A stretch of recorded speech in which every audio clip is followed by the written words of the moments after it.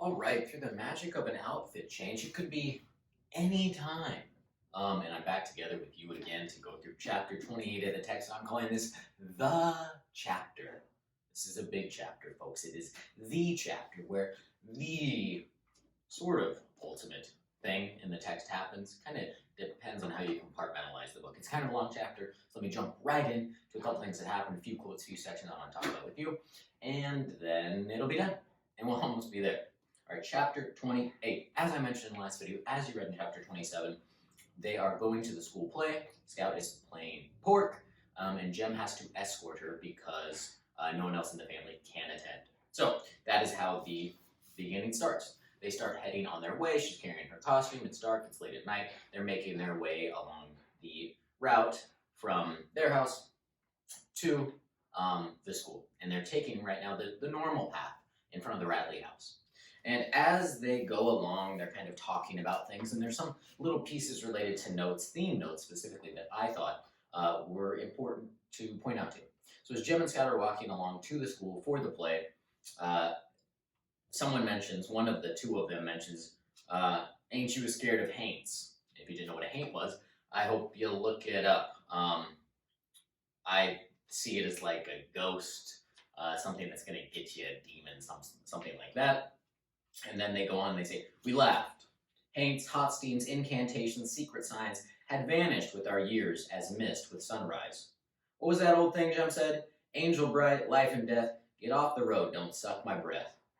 Cut it out now, I said. So we're seeing this change, this progression, maybe this change in innocence, maturity of the kids, because far earlier in the text they talked about that and they sort of like believed in it. They did disparage it to a certain point, but they mostly believed that that was like kind of a real thing, and they sort of joked about it. I mean, they talked about it, and now they're joking about it. A big change, a stark change in them. They're like, we're not afraid of this. We're totally fine. And they continue on their walk. They start thinking about Boo Radley. It's really dark. They're not quite sure where they are. They don't hear any noise. They don't even hear Boo inside the house. They make their way along, and Cecil Jacobs jumps out and scares them on their path.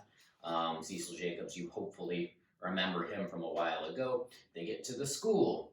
There's like a little carnival thing going on. They start playing some games, doing that stuff, and then eventually they have to get ready for the play. So Scout and Cecil go back behind the stage. They get on their costume. Someone has kind of matched her costume, and then she's just sort of sitting there waiting for her cue.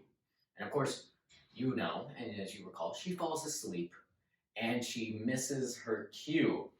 She later wakes up to the teacher, Mrs. Merriweather, calling out pork, which is a pretty clear cue for her to go out there. And the narrator writes, I must have heard her in my sleep, where the band playing Dixie woke me. But it was when Miss Merriweather triumphantly mounted the stage with the state flag that I chose to make my entrance. Chose is incorrect. I thought I'd better catch up with the rest of them.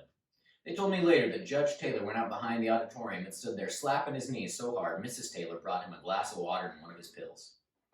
So Judge Taylor thinks this is so funny because Scout comes in at the definite wrong time and sort of, as Miss Merriweather states it, ruins the entire play.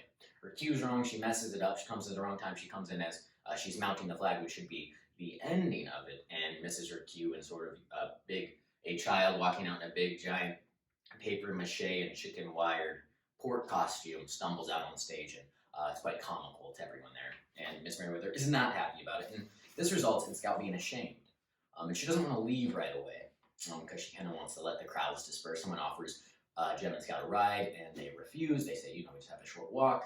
They wait till a lot of people disperse, and then they start to make their way. And then she realizes she forgot her shoes. She's still in her costume, so she can hardly see. They go back to get the shoes. It's locked. The janitor's not there. And then they start to make their final walk home. Now it's very dark. It's much later. There's no one around. Okay. As they begin to make their walk, something strange starts to happen. They're walking, and they start to hear noise, so they stop, and they listen. And they don't hear it anymore, and then they start to walk, and they hear noise, and then they stop, and then they listen, and they don't hear it anymore. And they start to be like, well, this has got to be Cecil Jacobs again, messing with them. So Scout states, the narrator writes, and then she says, I would show Cecil that we knew he was behind us, and we were ready for him.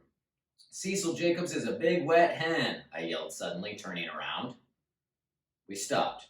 There was no acknowledgement, save hen bouncing off the distant schoolhouse walls. So they just hear the echo of her screamings.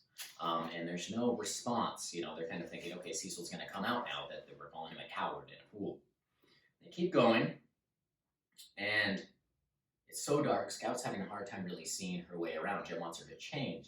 So they're going to stop. She's going to change. But, they're getting so close. She's like, let's just keep going. I'll kind of keep following you. And then things change a lot. The shuffling behind them alters, and the situation takes a great turn. And the author writes, Shufflefoot, meaning the person following them, had not stopped with us this time. His trousers swished softly and steadily. Then they stopped. He was running towards us with no child step. Run, Scout, run, run, Jem screamed. I took one giant step and found myself reeling. So she has then become in contact with this person, this adult, running at them. We don't necessarily know who this adult is. You definitely have your guesses, and in class we get to certainly talk about it. It'd be much more interesting, but now I just have to continue going. She writes, something crushed the chicken wire around me. Metal ripped on metal, and I felt the ground and rolled as far as I could, floundering to escape my wire prison. From somewhere nearby came scuffling, kicking sounds of shoes and flesh scraping dirt and roots. Someone rolled on top against me, and I felt Jem. He was up like lightning and pulling me with him, but through my head and shoulders her feet were free. So metal on metal. Chicken wire wraps it, metal on metal. Something crushes the wire. So something's coming into the wire costume, and it is metal. So something is attacking her. And Jem's trying to pull her and get out of there. We were nearly to the road when I felt Jem's hands leave me. Felt him jerk backwards to the ground. More scuffling, and there came a dull, crunching sound, and Jem screamed. Oh my gosh. It's the moment, folks. It's the moment where I would make you flip back to the very first page in class where it says, when he was nearly 13, my brother Jem got his arm badly broken at the elbow. There it was. It just happened. The crunching sound, Jem screaming. His arm just was badly broken at the elbow. Continuing on. She runs towards his scream, and she can't really do anything at the time because, she's still in her costume, and all of a sudden, as she's running over, she's grabbed. She writes, I could not move. Suddenly, he was jerked backwards and flung on the ground, almost carrying me with him. I thought, Jem's up. One's mind works very slowly at times. Stunned, I stood there dumbly. The scuffing sounds were dying. Someone wheezed, and the night was still again.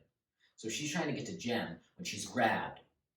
But then something jerks that individual off of her. Whoever grabbed her is pulled back, and then things are quiet. And the night was still, but for a man breathing heavily and staggering. I thought he went to the tree and leaned against it. He coughed violently, a sobbing, bone-shaking cough. So one of these individuals, now we have Jem and Scout are out there, Jem's broken his arm, he's on the ground, and then there's two adult individuals, seeming from the way that she's describing these things. She calls out to Jem. She can't see anything anymore. She's kind of free. It's really dark. She's wandering around. She's touching. She's feeling. And she's feeling around with her foot, sort of, because she's kind of trapped. And it says, my toes touched trousers, a belt buckle, buttons, something I could not identify, a collar, and a face. A prickly stubble on the face told me it was not Jem's. I smelled stale whiskey. All right, so she's feeling the face, and there's facial hair on it, so it's clearly not Jem because he's only 12. And then she smells stale whiskey. So we can think about who's probably drinking a good amount of whiskey. And further along in the text, she starts to make her way back towards where they live, back towards light, back towards their home. And as she looks, she sees a man passing underneath the light. The man was walking with the staccato steps of someone carrying a load too heavy for him. He was going around the corner. He was carrying Jem. Jem's arms was dangling crazily in front of him. So she looks up, she's finally able to get out of that little forest area, this path that they've decided to take, and through deer pasture, I believe. And she sees Jem getting carried by some man. I'm not quite sure who it is yet.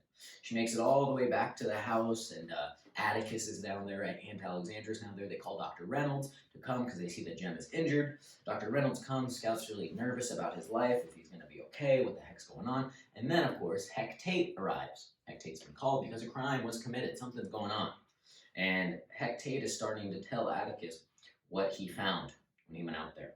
He talks about he finds her dress, he finds pieces from her costume out there. And then he says, under much hesitation, Mr. Tate found his neck and rubbed it. Bob Yule's lying on the ground under the tree down yonder with a kitchen knife stuck up under his ribs. He's dead, Mr. Finch. So Bob Yule is dead. He's been stabbed with a kitchen knife. Very, very important. Do not forget the kitchen knife is the one that's utilized here. That's the end of the chapter, folks. So, we have Jem and Scout were attacked. We have Bob Yule dead with a kitchen knife, a kitchen knife, not a chicken knife. That was to you, Ryan. Stuck underneath his ribs. Okay. And then we have some other man who carried Jem out from this area to the house and saved them in a way, right? He fought off this individual. He saved Scout and Jem in some capacity. So that's where we're at. Just a couple chapters left. Some final things to be revealed. And I can't wait to do it with you in some subsequent and upcoming videos. All right, folks. Think of you fondly. Goodbye.